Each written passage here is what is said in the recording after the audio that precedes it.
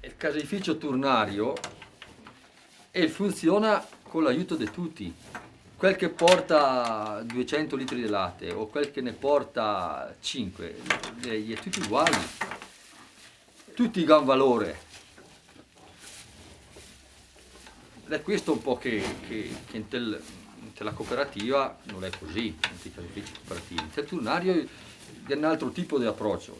Più il turnario ti porta a casa il tuo prodotto. Quindi il socio, il contadino che magari se ne frega a portare il latte a posto, pulito, detegnere la sua bestia, mentre la cooperativa adesso inventa i punti, cioè ti paga il latte in base ai punti che ha, se le proteine, se l'è pulito, se questo, e quindi invia, gli deve fare i carabinieri in poche parole per indurlo a portare il turnario, no? Perché mi porti a casa il formai, se portarla la buon, porti a casa il formai buon, se no no. Non occorre che qualcuno mi dica, cioè mi impari da solo, insomma, ecco. Era un altro tipo di sistema.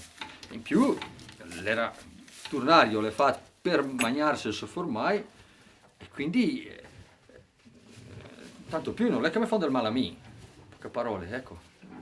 È tutto un sistema che gira via sulla fiducia, sul modo, sul rapporto di concepire la stalla, il fieno, tirar sul fieno meglio che sapere perché poi non cade in terra, non cade dentro roba che dà problemi la stalla, la pulizia, la bestia sana, tutto un discorso così, che ven seguente.